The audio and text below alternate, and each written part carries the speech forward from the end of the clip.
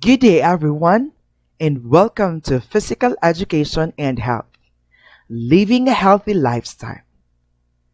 Let me start our discussion to ask you a question. Are there guidelines to help you improve your fitness levels safely and effectively? Fitness standards are higher than health standards. People can get fit by becoming more active. However, you need to practice caution because doing more is not exactly doing it right. There are safe and effective principles of exercise training that can help you improve and sustain your improvements while avoiding injuries. Chapter 2 is an exercise program design. The following principles are important in designing an exercise program. But before we will proceed, let's have first the lesson objectives. To be able to know how to design an exercise program that is specifically suited for an individual, and to be able to notice the principles of exercise training and the risk factors that must be taken into consideration in designing an exercise program. These are the principles of exercise training. Principle of overload, principle of progression, principle of specificity, principle of individuality, and principle of reversibility. Let's start first talking about what is the principle of overload. It states that the body must work harder than what it is used to in order for it to adapt. It implies the exercise is a controlled form of stress that will stimulate the body to become stronger. And of course, it asks how hard. Principle of progression. It states that the body should experience a gradual increase in workload, and it asks how soon. The body will get injured if it experiences a workload that is too hard and too soon. The body should be given an ample time to recover and get used to the new workload. The rate at which the body adapts varies from one individual to another. A reasonable time frame is to increase the load after 2 weeks. However, it is recommended that you do not increase the workload by more than 10% from the previous week. Principle of specificity. It states that the body will adapt specifically to the workload it experienced. It implies that improvements in fitness level will be limited to the activities that one is performing. The application of this principle is not only on the movement or activity performed, but to the intensity at which it is performed. A person who trains for a marathon should not be expected to be able to lift heavy barbells. This principle highlights the importance of performing a variety of activities to improve overall fitness. Principle of individuality. It states that no two persons are the same and their rate of adaptation to the same workload differs. And it also emphasizes the need to create an exercise program that is individual, or what we call specific. To explain further, all individuals have different performance goals, the fitness attributes, lifestyle, and nutritional preferences. They respond to exercise and its physical and social environments in their own unique way. It is therefore essential that the exercise program cater to these individual needs and preferences. Principle of reversibility. Another way of stating the principle of disuse. It states that your energy systems are not utilized. They deteriorate to a level that matches your level of activity. It also indicates that disuse or inactivity results in loss of benefits achieved in overloading. Guidelines in determining fitness goals. Number one, we should have the right short-term and long-term performance goals. Next to that is to set realistic goals. Write specific goals, and lastly is write a fitness contract. What are those things all about? 1. Write short-term and long-term performance goals. A short-term goal is something that can be achieved in 6 to 8 weeks, while a long-term goal is something that can be achieved in 6 months or more. A long-term goal is usually made of several short-term goals that build on each other. Set realistic goals. It is important that goals are attainable in the given period. Review your current fitness level and decide on modest gains. You can also ask your teacher or friends who exercise for a possible goal. This will keep you from getting frustrated. Write a specific goals. Write a goal for each fitness component instead of writing a general. A specific goal helps you focus on what has to be done. And lastly is write a fitness contract. A fitness contract is a concrete commitment. It is a visual reminder of the goals you have identified, and it strengthens your resolve to keep your exercise program. It makes you accountable for the consequences of your actions. The smarter objectives. You could also use the smarter objectives in setting your fitness goals. For the specific objective, you have there the description, what, why, who, when, and how. You should have a definite direct target objective. And for the goal, for example, I will exercise for 30 minutes at least 3 times a week. For the next objective is measurable.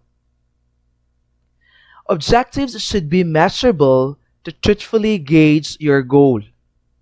For example, I will be able to run for 30 minutes without stopping. Next to that is attainable or achievable. Goals should be stimulating, neither too comfortable nor too difficult. Example, I will finish the 5K fun run in 30 minutes or less. Next objective is realistic. Goals should be attainable given the resources, effort, and the time. For example, I will compete in a 10K event in 6 months. Next objective is time. Goals must be timely, helpful, and attainable in a period of time. For example, I will lose at least 5 kilograms in 3 months. Exciting. Goals must be motivational and encouraging to level up and improve. For example, I will learn how to swim and ride a bike so I can join the triathlon club. And lastly is recorded. Evaluate the workout you have done, its regularity, moderation, time given, and the progress made with the type of training. Another example is I will increase the distance I can run by 10% every 2 weeks. For persons who are inactive and unsure, what should be the first thing to do before engaging in an exercise program? It is always best to start any undertaking with a plan. In exercise program design, the assessment process can be provide relevant information on the health risks, physical limitations, and muscle weaknesses of an individual.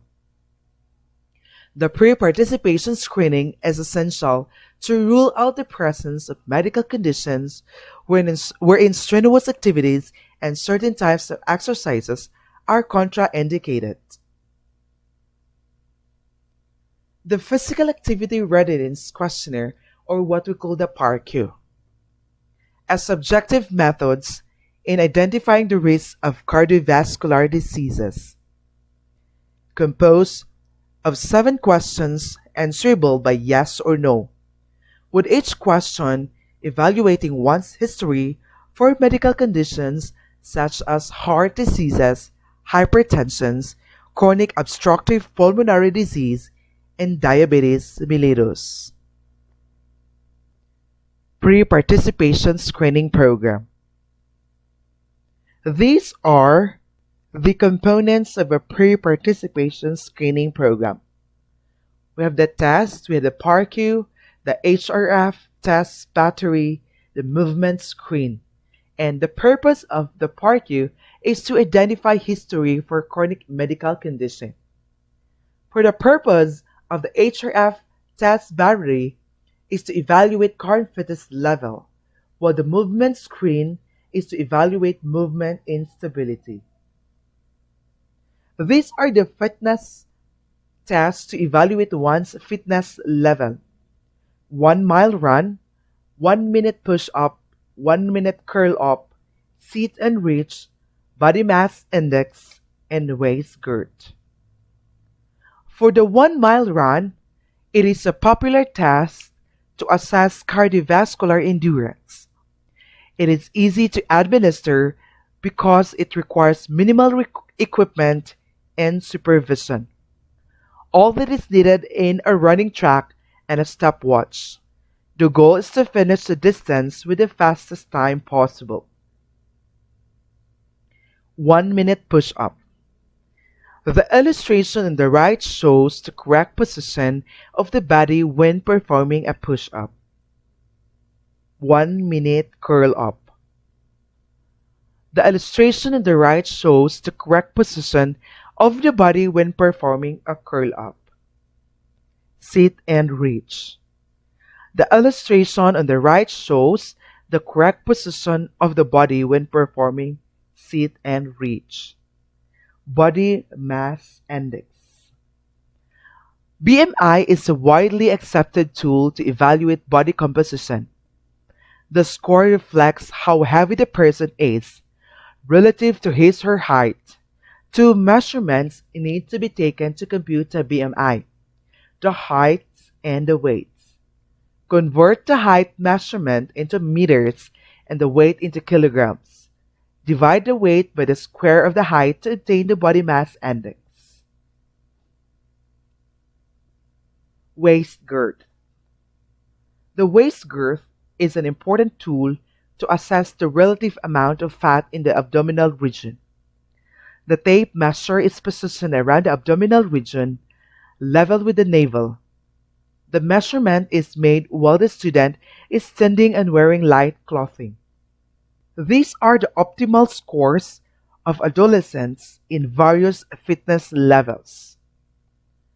For the male, we have 10 to 30 minutes, that's his 1 mile run, while the female is 11 to 30 minutes.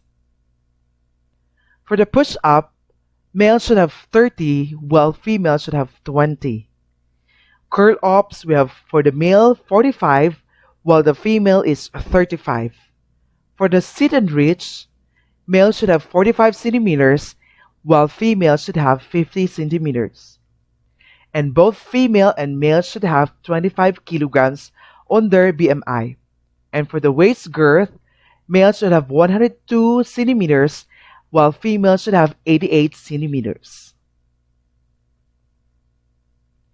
FITT Principle. The FITT Principle is an acronym for frequency, intensity, time, and type, which are the key factors in designing an exercise program that will address the current fitness level, provide means to overload the body, and trigger positive adaptations. These variables can be modified occasionally to consistently challenge the body to become stronger. To explain each variable, the frequency of an exercise program depends on the current fitness level and the type of activity performed. The intensity of an exercise refers to the difficulty level of the workout. The time or duration of an exercise session is influenced by the intensity and type of activity performed. The type of activity is influenced by the fitness goals in current fitness level. These are the factors of the FITD principle. For the frequency, we have the number of sessions in a week. For the intensity, difficulty level of the exercise or work demand. For the time, it should be the duration or distance covered in an exercise session. And lastly is the type, mode of exercise or the activity. Parts of an exercise workout, or what we call the component of a fitness program. We have the warm-up, the exercise load, or what we call the workout, and the cool-down. For the warm-up, it prepares the body for physical activity. There are two good reasons for warming up prior to activity. The first is to prepare the heart muscle and circulatory system. A proper warm-up decreases the risk of irregular heartbeats associated with poor coronary circulation. The second reason for a warm-up is to stretch the skeletal muscle. By gradually warming up the body, the muscles become more elastic and extensible. The skeletal muscle warm-up should be static stretching of the major muscle groups involved in the exercise. The next part of an exercise workout is what we call the workout or the exercises. It elevates the heart and achieves aerobic fitness. Activities which may be included in this phase are walking, jogging, running, swimming, skipping, and aerobic dancing. And lastly is the cool down. The cool down is done immediately after the workout. This part helps in returning the blood to the heart for reoxygenation, thus preventing a pool of blood in the muscles of the arms and legs. After a vigorous activity, enough blood may not circulate back to the brain, heart, and symptoms such as dizziness and faintness may occur without cool down. Two principal components of a cool down are static muscle stretching and activity for cardiovascular system. For the summary, exercise is a form of stress that needs to be taken in controlled doses to develop fitness level. In excess, it can lead to overuse injuries. The principles of overload, principles of progression, specificity, individuality, and reversibility provide guidelines on how to make the training program safe and effective. The individual should take precautions before engaging in any strenuous exercises program by taking a pre-participation screening and designing a personalized exercise program. The pre-participation screening will help detect any medical condition or disorder that might be worsened by strenuous activities or exercises. The screening will also give the individual an idea of his or her fitness level and identify inherent muscle imbalances. The individual should also take time to list of his or her fitness goals and plan the exercises that will be incorporated in the training program.